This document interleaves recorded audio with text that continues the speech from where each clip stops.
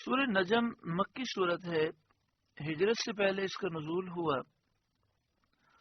قرآن پاک کی ترتیب کے اعتبار سے اس کا نمبر 53 ہے۔ قرآن پاک کے نازل ہونے کے اعتبار سے اس کا نمبر 23 ہے۔ اس میں 62 آیات ہیں اور 3 رکوع ہیں۔ اس میں 360 کلمات ہیں، 1405 حروف ہیں۔ یہ وہ پہلی صورت ہے جس کا رسول کریم صلی اللہ علیہ وسلم نے اعلان فرمایا اور حرم شریف میں مشرکین کے سامنے اس سورہ مبارکہ کی آپ نے تلاوت فرمائی۔ بسم اللہ الرحمن الرحیم، اللہ کے نام سے شروع جو نہایت مہربان رحم والا۔ والنجم اذا ہوا، اس پیارے چمکتے تارے محمد کی قسم جب یہ معراج سے اترے صلی اللہ علیہ وآلہ وسلم۔ ما ضل صاحبکم وما غوا، تمہارے صاحب نہ بہکے نہ بے راہ چلے۔ والنجم، اس پیارے چمکتے تارے محمد کی قسم، پڑھیے صلی اللہ علیہ وآلہ وسلم۔ اس آیت کریمہ میں لفظ ہے نجم۔ نجم کی تفسیر میں مفسرین کے بہت سے اقوال ہیں۔ بعد نے سریا مراد لیا ہے۔ سریا ستاروں کے جھرمٹ کو کہتے ہیں۔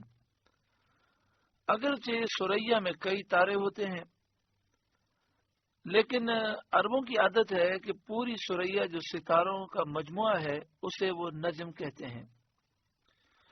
بعض نے نجم سے جنس نجوم مراد لی ہے، تمام تاروں کی جنس کو مراد لیا۔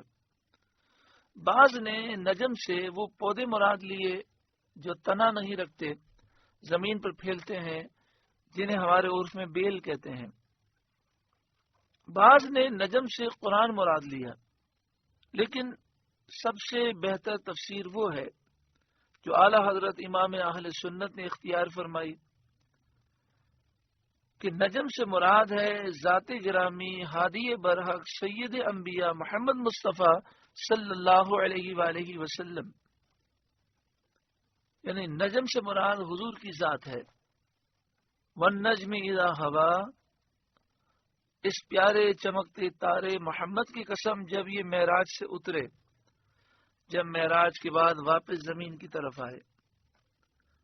ما ضل صاحبکم، صاحبکم سے مراد سید عالم صلی اللہ علیہ وسلم کی ذات ہے، یعنی تمہارے صاحب بہکے نہیں، نہ وہ بے راہ چلے۔ معنی یہ ہے کہ حضور انور علیہ الصلاۃ والسلام نے کبھی حق اور ہدایت کے راستے سے عدول نہ کیا، ہمیشہ اپنے رب کی توحید اور عبادت میں رہے۔ آپ کے مبارک دامن عصمت پر کبھی کسی امر مکروہ کی گرد نہ آئی، یعنی کبھی آپ نے کوئی کام ایسا نہیں کیا کہ جو برا ہو۔ ہر برائی سے، ہر عیب سے آپ پاک پیدا کیے گئے، اور بے راہ نہ چلنے سے یہ مراد ہے کہ حضور صلی اللہ علیہ وسلم ہمیشہ رشد و ہدایت کی اعلی منزل پر متمکن رہے۔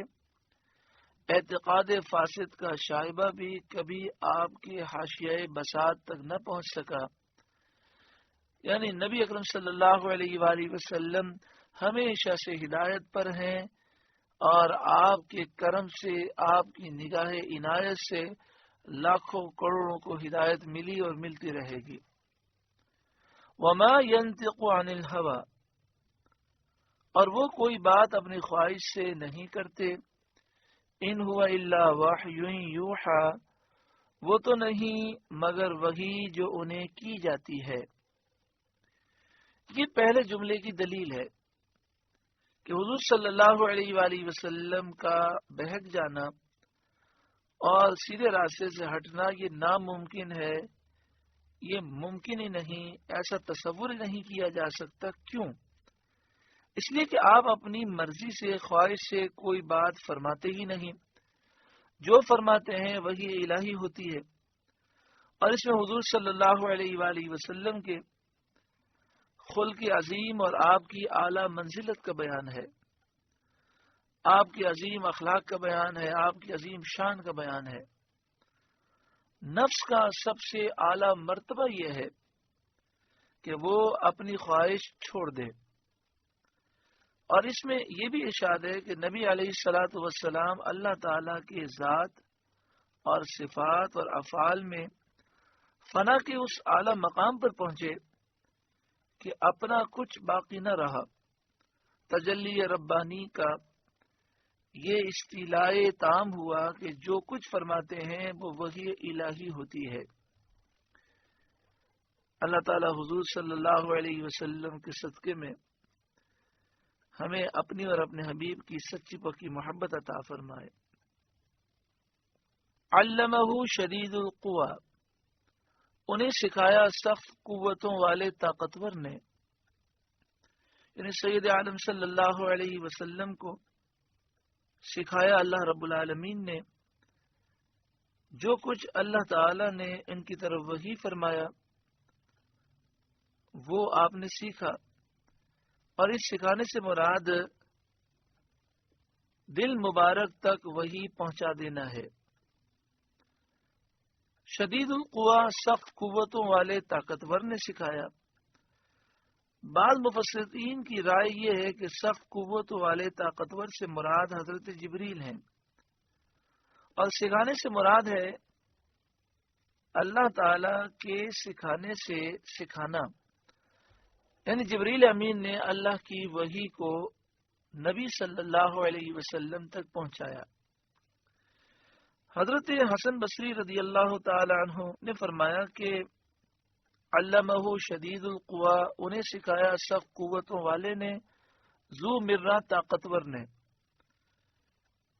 تو حضرت حسن بصری رضی اللہ تعالی عنہ نے فرمایا کہ شدید القوا ذو مرہ سے مراد اللہ تعالی ہے۔ اس نے اپنی ذات کو اس وصف کے ساتھ ذکر فرمایا۔ معنی یہ ہے کہ سید عالم صلی اللہ علیہ وسلم کو اللہ تعالی نے بغیر کسی واسطے کے تعلیم فرمائی۔ فاستوى، پھر اس جلوے نے ارادہ فرمایا، قصد فرمایا۔ عام مفسرین نے فاستوى کا فاعل حضرت جبریل امین کو قرار دیا ہے، اور معنی یہ لیا ہے کہ جبریل امین نے قصد فرمایا، ارادہ فرمایا۔ یہ معنی لیے ہیں کہ حضرت جبریل امین اپنی اصلی صورت پر قائم ہوئے، اور اس کا سبب یہ ہے کہ سید عالم صلی اللہ علیہ وسلم نے انہیں ان کی اصلی صورت میں ملاحظہ فرمانے کی خواہش ظاہر فرمائی تھی۔ تو حضرت جبریل مشرق کی جانب میں حضور صلی اللہ علیہ وآلہ وسلم کے سامنے نمودار ہوئے، اور ان کے وجود سے مشرق سے مغرب تک بھر گیا۔ یہ بھی کہا گیا ہے کہ حضور سید عالم صلی اللہ علیہ وسلم کے سوا کسی انسان نے حضرت جبریل علیہ السلام کو ان کی اصلی صورت میں نہیں دیکھا، اور یہ بھی کہا گیا ہے کہ سید الشہداء حضرت حمزہ رضی اللہ تعالیٰ عنہ نے خواہش کی تو نبی اکرم صلی اللہ علیہ وآلہ وسلم نے جھلک جبریل امین کی دکھائی تو سید الشہداء یہ دیکھ کر بے ہوش ہو گئے۔ امام فخر الدین رازی رحمۃ اللہ تعالی علیہ فرماتے ہیں کہ حضرت جبریل کو دیکھنا تو صحیح ہے، حدیث سے ثابت ہے کہ نبی اکرم صلی اللہ علیہ وآلہ وسلم نے حضرت جبریل کو دیکھا اور اصلی صورت میں دیکھا، لیکن یہ حدیث میں نہیں ہے کہ اس آیت میں حضرت جبریل کو دیکھنا مراد ہے، بلکہ ظاہر تفسیر یہ ہے کہ مراد فاستوى سے سید عالم صلی اللہ علیہ وسلم کا مکان عالی اور منزلت رفیعہ میں استوا فرمانا ہے، یعنی اللہ تعالیٰ نے آپ کو بہت بلند و بالا مقام عطا فرمایا معراج کی رات۔ تفسیر روح البیان میں ہے کہ سید عالم صلی اللہ علیہ وسلم نے افق اعلیٰ یعنی آسمانوں کے اوپر استوا فرمایا، اور حضرت جبریل علیہ السلام سدرۃ المنتہا پر رک گئے، آگے نہ بڑھ سکے۔ انہوں نے کہا کہ اگر میں ذرا بھی آگے بڑھوں تو تجلیات جلال مجھے جلا ڈالیں، اور حضور سید عالم صلی اللہ علیہ وآلہ وسلم آگے بڑھ گئے۔ اور مستوائے عرش سے بھی گزر گئے۔ اعلیٰ حضرت امام اہل سنت کا ترجمہ اسی طرف اشارہ کرتا ہے کہ استوا کی نسبت حضرت رب العزت اللہ رب العالمین کی طرف ہے، اور یہی حضرت حسن رضی اللہ تعالیٰ عنہ کا قول ہے۔ فاستوى، تو اس جلوے نے قصد فرمایا، وَهُوَ بِالْأُفُقِ الْأَعْلَى، اور وہ بلند آسمان کے سب سے بلند کنارے پر تھے۔ یہاں بھی عام مفسرین اسی طرف گئے ہیں کہ یہ جبریل امین مراد ہیں، اور جبریل امین اس وقت 7ویں آسمان کے سب سے بلند کنارے پر تھے۔ لیکن امام فخر الدین رازی علیہ رحمہ فرماتے ہیں کہ ظاہر یہ ہے کہ یہ حال سید عالم صلی اللہ علیہ وآلہ وسلم کا ہے کہ آپ افق اعلیٰ یعنی 7 آسمان سے اوپر تھے۔ جس طرح کہنے والا کہتا ہے کہ میں نے چھت پر چاند دیکھا، پہاڑ پر چاند دیکھا، اس کے یہ معنی نہیں ہوتے کہ چاند چھت پر یا پہاڑ پر تھا، بلکہ یہی معنی ہوتے ہیں کہ دیکھنے والا چھت پر تھا یا پہاڑ پر تھا۔ اسی طرح یہاں یہ معنی ہے کہ حضور علیہ الصلوۃ والسلام 7 آسمان کے اوپر پہنچے اور تجلی ربانی آپ کی طرف متوجہ ہوئی۔ وَهُوَ بِالْأُفُقِ الْأَعْلَى، اور وہ آسمان بری کے سب سے بلند کنارے پر تھا، یعنی وہ جلوہ۔ تو نبی اکرم صلی اللہ علیہ وآلہ وسلم نے آپ نے وہ جلوہ آسمان بری کے سب سے بلند کنارے پر دیکھا۔ ثم دنا فتدلى، پھر وہ جلوہ نزدیک ہوا۔ اس کے معنی میں بھی مفسرین کے کئی اقوال ہیں۔ ایک قول یہ ہے کہ حضرت جبریل علیہ السلام کا سید عالم سے قریب ہونا مراد ہے، کہ وہ اپنی صورت اصلی دکھا دینے کے بعد حضور صلی اللہ علیہ وآلہ وسلم کے قرب میں حاضر ہوئے۔ دوسرے معنی یہ ہے کہ سید عالم صلی اللہ علیہ وآلہ وسلم اللہ رب العالمین کے قرب سے مشرف ہوئے۔ اور تیسرے معنی یہ ہے کہ اللہ تعالیٰ نے اپنے حبیب صلی اللہ علیہ وسلم کو اپنے قرب کی نعمت سے نوازا، اور یہی زیادہ صحیح قول ہے۔ ثم دنا، پھر وہ جلوہ نزدیک ہوا، فتدلى، پھر خوب اتر آیا۔ اس میں بھی چند قول ہیں۔ ایک تو یہ کہ نزدیک ہونے سے نبی اکرم صلی اللہ علیہ وآلہ وسلم کا معراج کے لیے اوپر جانا اور پھر اللہ کا قرب پانا، اور اتر آنے سے مراد واپس آنا ہے۔ حاصل معنی یہ ہے کہ اللہ تعالیٰ کے قرب میں حضور صلی اللہ علیہ وآلہ وسلم باریاب ہوئے، آپ نے فیض پایا، پھر وصال ملاقات کی نعمتوں سے فیضیاب ہو کر مخلوق کی طرف آپ متوجہ ہوئے۔ دوسرا قول یہ ہے کہ اللہ رب العالمین اپنے لطف و رحمت کے ساتھ اپنے حبیب سے قریب ہوا اور اس قرب میں زیادتی فرمائی۔ تیسرا قول یہ ہے کہ سید عالم صلی اللہ علیہ وسلم نے مقرب درگاہ ربوبیت ہو کر اللہ کے دربار میں قرب پا کر آپ نے سجدہ طاعت ادا کیا۔ بخاری شریف و مسلم شریف کی حدیث میں ہے کہ قریب ہوا جبار رب العزت۔ تو اس سے اس قول کی تائید ہوتی ہے کہ اللہ تعالیٰ اپنے لطف و رحمت کے ساتھ اپنے حبیب سے قریب ہوا۔ آپ صلی اللہ علیہ وآلہ وسلم نے اس قرب میں سجدہ کیا۔ فکان قاب قوسین او ادنا، تو اس جلوے اور اس محبوب میں 2 ہاتھ کا فاصلہ رہا، بلکہ اس سے بھی کم۔ یہ اشارہ ہے قرب کی تاکید کی طرف کہ قرب اپنے کمال کو پہنچا، اور بعدب احبہ میں جو نزدیکی متصور ہو سکتی ہے وہ اپنی غایت کو پہنچی۔ اس میں اشارہ یہ ہے کہ اللہ کا آپ نے قرب پایا اور وہ قرب کمال میں پہنچ گیا، انتہائی آپ قریب ہو گئے۔ فَأَوْحَى إِلَىٰ عَبْدِهِ مَا أَوْحَى، اب وہی فرمائی اپنے بندے کو جو وہی فرمائی۔ اکثر علماء مفسرین کے نزدیک اس کے معنی یہ ہیں کہ اللہ تعالی نے اپنے بندہ خاص حضرت محمد مصطفیٰ صلی اللہ علیہ وسلم کو وحی فرمائی۔ حضرت امام جعفر صادق رضی اللہ تعالیٰ عنہ نے فرمایا کہ اللہ تعالیٰ نے اپنے بندے کو وحی فرمائی، جو وحی فرمائی یہ وحی بغیر کسی واسطے کی تھی۔ اللہ تعالیٰ اور اس کے حبیب صلی اللہ علیہ وسلم کے درمیان کوئی واسطہ نہ تھا، یہ اللہ اور اس کے رسول کے درمیان راز ہیں جن پر ان کے سوا کسی کو اطلاع نہیں۔ یہ بھی کہا گیا کہ اللہ تعالیٰ نے اس راز کو تمام مخلوق سے پوشیدہ رکھا اور نہ بیان فرمایا کہ اپنے حبیب کو کیا وحی فرمائی، اور محب اور محبوب کے درمیان ایسے راز ہوتے ہیں جن کو ان کے سوا کوئی نہیں جانتا۔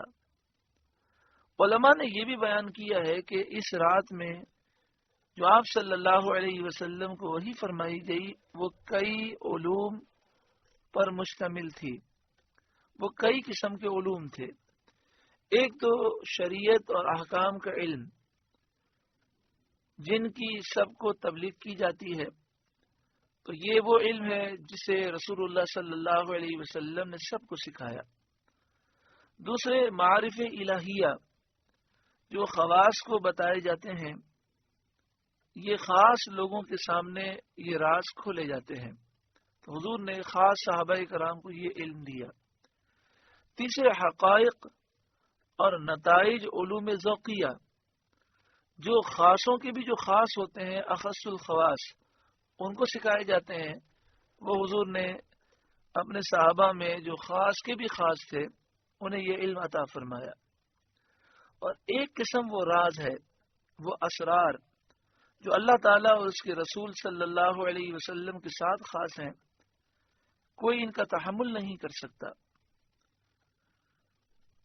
ما کذب الفؤاد ما رأى، دل نے جھوٹ نہ کہا جو دیکھا، جو دیکھا آنکھ نے دل نے اس کی تصدیق کی، یعنی سید عالم صلی اللہ علیہ وآلہ وسلم کے دل مبارک نے اس کی تصدیق کی جو آنکھ مبارک نے دیکھا۔ معنی یہ ہے کہ آنکھ سے دیکھا، دل سے پہچانا، اس دیکھنے میں پہچاننے میں شک اور تردد نہ ہوا۔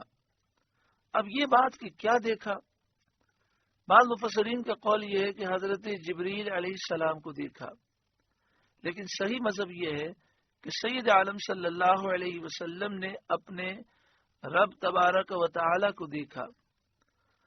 اور یہ دیکھنا کس طرح تھا، سر کی آنکھوں سے یا دل کی آنکھوں سے؟ اس میں مفسرین کے دونوں قول پائے جاتے ہیں۔ حضرت عبداللہ بن عباس رضی اللہ تعالی عنہما کا قول ہے کہ سید عالم صلی اللہ علیہ وسلم نے رب کو اپنے دل مبارک سے 2 بار دیکھا۔ ایک جماعت اس طرف گئی ہے کہ آپ صلی اللہ علیہ وسلم نے رب کو حقیقتاً آنکھ مبارک سے دیکھا، یہ حضرت انس بن مالک کا قول ہے، یہ حضرت حسن کا قول ہے، حضرت اکرمہ کا قول ہے، اور حضرت عبداللہ بن عباس رضی اللہ تعالی عنہما سے مروی ہے کہ اللہ تعالیٰ نے حضرت ابراہیم علیہ السلام کو خلت دی، اپنا خلیل گہرا دوست بنایا۔ حضرت موسیٰ علیہ السلام کو کلام، یعنی آپ کلیم اللہ ہیں، اللہ سے ہم کلام ہوئے، اور سید عالم محمد مصطفیٰ صلی اللہ علیہ وسلم کو اپنے دیدار سے امتیاز بخشا۔ حضرت کعب نے فرمایا کہ اللہ تعالیٰ نے حضرت موسیٰ علیہ السلام سے 2 بار کلام فرمایا، اور حضرت محمد مصطفیٰ صلی اللہ علیہ وسلم نے اللہ تعالیٰ کو 2 مرتبہ دیکھا۔ یہ بات حضرت امام ترمذی نے روایت فرمائی۔ لیکن حضرت عائشہ صدیقہ رضی اللہ تعالی عنہا کے بارے میں یہ بات کہی جاتی ہے کہ انہوں نے اس بات کا انکار کیا، اور وہ کہتی ہیں کہ نبی اکرم صلی اللہ علیہ وآلہ وسلم نے اللہ کو نہیں دیکھا۔ آیت کو حضرت جبریل علیہ السلام کے دیدار پر حضرت عائشہ نے محمول کیا، اس طرح کہا جاتا ہے۔ اور یہ بھی کہا جاتا ہے کہ آپ نے فرمایا جو کوئی کہے کہ محمد صلی اللہ علیہ وسلم نے اپنے رب کو دیکھا، اس نے جھوٹ کہا۔ اور سند میں آپ نے لا تدرکہ الابصار تلاوت فرمائی۔ یہاں چند باتیں قابل لحاظ ہیں۔ ایک یہ کہ یہ اگر مان لیا جائے اس روایت کو صحیح مانا جائے تو پھر یہ حضرت عائشہ صدیقہ رضی اللہ تعالی عنہا کا قول ہے، اور یہ قول نفی میں ہے، یعنی حضرت عائشہ کے اس قول میں نفی کی گئی، منع کیا گیا، اور حضرت عبداللہ بن عباس رضی اللہ تعالی عنہما کا جو قول ہے وہ اس بات میں ہے۔ فن حدیث کا قاعدہ یہ ہے کہ نفی اور اس بات آ جائے تو اس بات کو فوقیت ہے، مثبت ہی مقدم ہوتا ہے، کیونکہ نفی کرنے والا کسی چیز کی نفی اس لیے کرتا ہے کہ اس نے سنا نہیں، اور اس بات کرنے والا جھوٹ نہیں بول سکتا، تو حضرت عبداللہ بن عباس جھوٹ کیسے بول سکتے ہیں؟ تو اس بات کرنے والا اس بات اس لیے کرتا ہے کہ اس نے سنا ہے اور وہ جانتا ہے۔ تو جو اس بات کرنے والا ہے، جو کہہ رہا ہے کہ حضور نے دیکھا ہے، اس کے پاس علم ہے۔ دوسری کہ حضرت عائشہ صدیقہ رضی اللہ تعالی عنہ نے یہ کلام حضور سے نقل نہیں کیا، یعنی جو حضرت عائشہ کا قول پیش کیا جاتا ہے کہ اس کو صحیح مان لیں، تو اس میں یہ نہیں کہ رسول اللہ نے فرمایا، بلکہ انہوں نے اس قول میں یہ ہے کہ ایک آیت پڑھ کر انہوں نے اس سے استدلال کیا۔ تو زیادہ یہ کہا جا سکتا ہے کہ اس قول میں اگر اس کی سند صحیح بھی مان لی جائے، وہ کہ اس کی سند پر بھی اعتراض ہے، تو یہ کہا جا سکتا ہے کہ یہ حضرت عائشہ صدیقہ کی رائے ہے، اور جس آیت سے استدلال کیا جا رہا ہے اس میں احاطے کی نفی ہے، رویت کی نفی نہیں۔ یعنی مطلب یہ کہ اس آیت کریمہ میں اس بات کا ذکر ہے کہ اللہ تعالی کی ذات کا کوئی آنکھ احاطہ نہیں کر سکتی، کوئی آنکھ اللہ کو دیکھے اور اللہ کی ذات کا وہ آنکھ احاطہ کر لے، آنکھ اس ذات کو گھیر لے، یہ ممکن نہیں، کیونکہ اللہ کو کوئی گھیرنے والا نہیں۔ بعض بزرگوں نے اس کی تشریح اس طرح فرمائی کہ حضرت عائشہ صدیقہ رضی اللہ تعالی عنہ کی اس روایت کو اگر ضعیف نہ بھی مانا جائے تو اس کی تعویل یہ ہے کہ حضرت عائشہ یہ کہنا چاہ رہی ہیں کہ جو یہ کہے کہ رسول اللہ صلی اللہ علیہ وسلم نے اللہ کو اس طرح دیکھا جیسے ہم ایک دوسرے کو دیکھتے ہیں، جب ہم دوسرے کی ذات کو دیکھتے ہیں تو پوری ذات ہمارے آنکھ کے دائرے میں آ جاتی ہے، تو اس طرح جو کہے وہ جھوٹا ہے، کیونکہ اللہ تعالیٰ کی ذات کا احاطہ نہیں ہو سکتا۔ صحیح ہے کہ حضور صلی اللہ علیہ وآلہ وسلم دیدار الہی سے مشرف فرمائے گئے۔ مسلم شریف کی حدیث مرفوع سے بھی یہی ثابت ہے، یعنی یہ سرکار کا فرمان ہے اور حضور کا فرمان غلط نہیں ہو سکتا۔ حضرت عبداللہ بن عباس رضی اللہ تعالی عنہما جو ساری امت میں سب سے بڑے عالم ہیں اور فقیہ ہیں، مجتہد ہیں، اور آپ قرآن مجید فرقان حمید کے سب سے بڑے مفسر ہیں، آپ بھی یہ کہتے ہیں کہ رسول اللہ صلی اللہ علیہ وآلہ وسلم نے اللہ کا دیدار کیا اپنی جاگتی آنکھوں سے۔ مسلم شریف کی حدیث ہے، سرکار کا فرمان ہے، رأیت ربی بعینی و بقلبی، میں نے اپنے رب کو اپنی آنکھ اور اپنے دل سے دیکھا۔ اب آپ مجھے بتائیں، جو کہے کہ نبی اکرم صلی اللہ علیہ وسلم نے اللہ کا دیدار کیا اپنی آنکھ سے، اسے کوئی کہے کہ یہ جھوٹا ہے، تو مجھے بتائیں خود رسول اللہ فرما رہے ہیں، تو اس کے بارے میں پھر کیا کہا جائے گا؟ کیا نعوذ باللہ من ذالک رسول اللہ نے غلط بات کہی؟ ہرگز ایسا نہیں۔ تو ماننا پڑے گا یا تو حضرت عائشہ والی روایت غلط ہے، یا پھر حضرت عائشہ کی مراد یہ ہے کہ جس طرح ہم ایک دوسرے کو دیکھتے ہیں کہ دوسرے کی ذات ہماری آنکھوں کے احاطے میں آ جاتی ہے، اس طرح اگر یہ عقیدہ ہے تو یہ غلط ہے، کیونکہ اللہ کی ذات کا کوئی احاطہ نہیں کر سکتا۔ کیسے دیکھا اس کیفیت کو ہم نہیں بیان کر سکتے۔ مسلم شریف کی حدیث ہے، رأیت ربی بعینی و بقلبی، رسول اللہ صلی اللہ علیہ وسلم نے فرمایا میں نے اپنے رب کو اپنی آنکھ اور اپنے دل سے دیکھا، آنکھ سے بھی دیکھا، دل سے بھی دیکھا۔ حضرت حسن بصری علیہ رحمہ قسم کھاتے تھے کہ محمد مصطفیٰ صلی اللہ علیہ وسلم نے شب معراج اپنے رب کو دیکھا۔ حضرت امام احمد بن حنبل رضی اللہ تعالیٰ عنہ جو لاکھوں حدیثوں کے حافظ ہیں، آپ نے فرمایا میں حضرت عبداللہ بن عباس کی حدیث کا قائل ہوں، میں اسے مانتا ہوں، حضور صلی اللہ علیہ وسلم نے اپنے رب کو دیکھا، رب کو دیکھا، رب کو دیکھا، رب کو دیکھا، رب کو دیکھا۔ امام احمد بن حنبل یہ فرماتے رہے یہاں تک کہ سانس ختم ہو گیا۔ آپ بار بار ریپیٹ کرتے رہے کہ رسول اللہ نے اپنے رب کا دیدار کیا۔ تو اب اتنے دلائل ہونے کے باوجود کوئی اگر یہ عقیدہ نہیں رکھتا تو یہ اس کے نصیب ہیں۔ ہم تو نبی اکرم صلی اللہ علیہ وآلہ وسلم کی عظمتوں کے قائل ہیں۔ اللہ تعالیٰ نے اپنے محبوب کو بڑی عظمتیں عطا فرمائیں۔ دعا فرمائیں حضور کی محبت میں جینا اور حضور کی محبت میں اللہ تعالیٰ میں خیر و عافیت کے ساتھ مرنا نصیب فرمائے۔ آگے ارشاد فرمایا افتمارونہ علی ما یری، تو کیا تم ان سے ان کے دیکھے ہوئے پر جھگڑتے ہو؟ یہ مشرکین کو خطاب ہے جو معراج کی رات کے واقعات کا انکار کرتے تھے اور اس میں جھگڑتے تھے۔ وَلَقَدْ رَآهُ نَزْلَةً أُخْرَى، اور انہوں نے تو وہ جلوہ 2 بار دیکھا۔ بعض نے فرمایا یہاں مراد ہے وہ جلوہ بار بار دیکھا، کیونکہ نمازیں کم کرانے کی درخواست کے لیے نبی اکرم صلی اللہ علیہ وسلم بار بار گئے۔ چھٹے آسمان پر حضرت موسیٰ علیہ السلام سے ملاقات ہوئی دیدار کرنے کے بعد، اور آپ نے یہ فرمایا اللہ تعالیٰ نے 50 نمازوں کو تحفہ دیا۔ انہوں نے عرض کیا کہ کچھ کم کرائیں، پھر حضور گئے، پھر واپس آئے، پھر پوچھا موسیٰ علیہ السلام نے کتنی کم ہوئی؟ آپ نے فرمایا 5 کم ہوئی۔ انہوں نے کہا پھر جائیے، پھر کم کرائیے۔ تو بعض مفسرین نے فرمایا کہ بار بار حضور نے دیکھا اللہ کو۔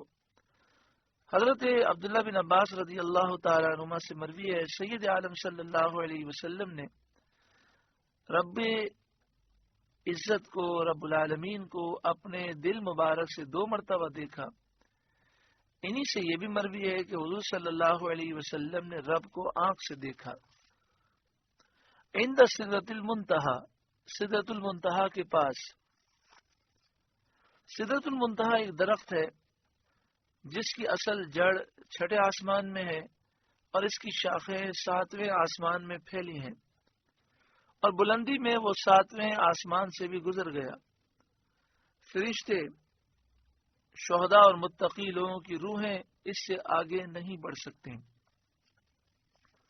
عندہا جنت المأوی، اس کے پاس جنت المأوی ہے۔ اذ یغشی السدرۃ ما یغشی، جب سدرہ پر چھا رہا تھا جو چھا رہا تھا، یعنی فرشتے سدرہ پر اس درخت پر چھائے ہوئے تھے اور انوار اور نور برکتیں چھائی ہوئی تھیں۔ جب نبی اکرم صلی اللہ علیہ وآلہ وسلم شب معراج تشریف لے گئے تو آپ نے یہ مناظر دیکھے۔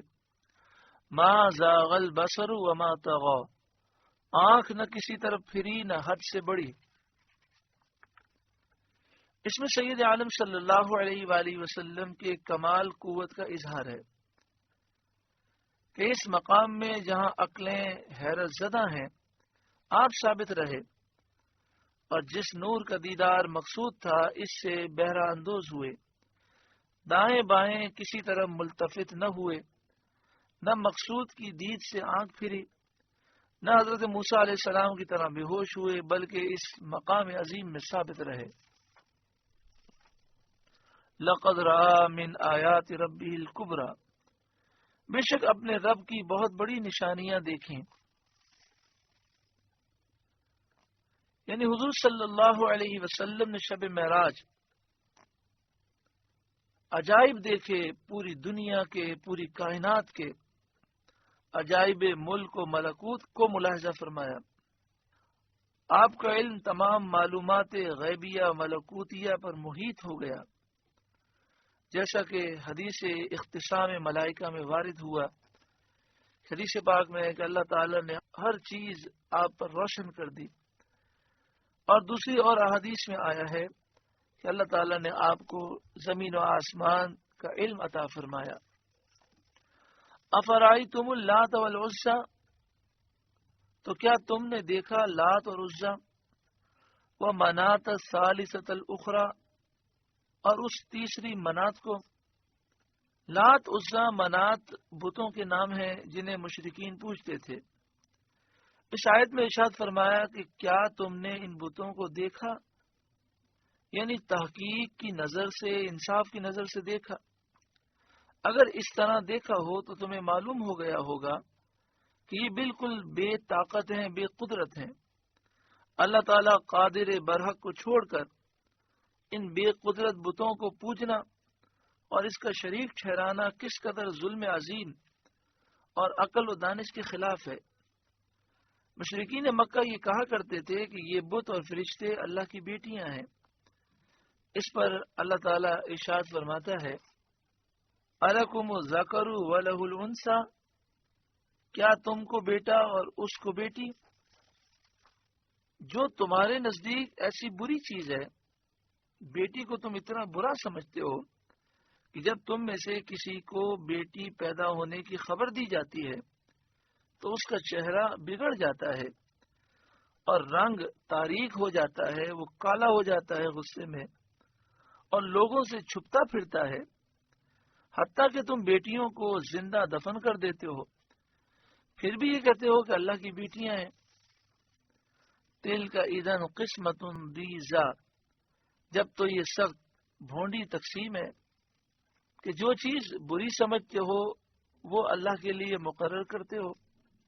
ان ہی الا اسماء سمیتموها انتم وآباؤکم ما انزل اللہ بها من سلطان، وہ تو نہیں مگر کچھ نام کہ تم نے اور تمہارے باپ دادا نے رکھ لیے ہیں، اللہ نے ان کی کوئی سند نہیں اتاری۔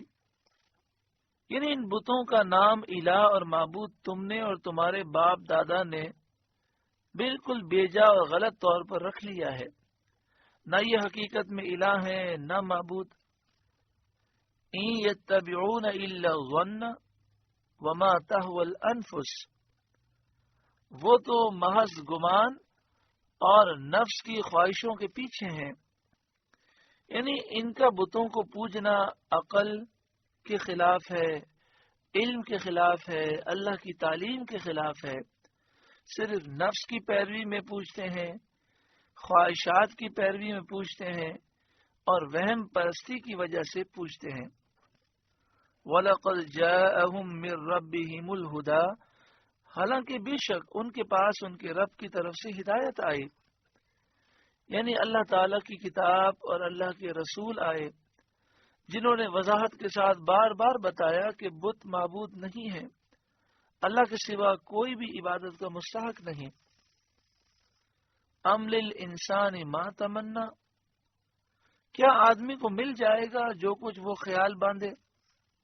یعنی کافر جو بتوں کے ساتھ جھوٹی امیدیں رکھتے ہیں کہ وہ بت ان کے کام آئیں گے، یہ ساری امیدیں غلط ہیں، باطل ہیں۔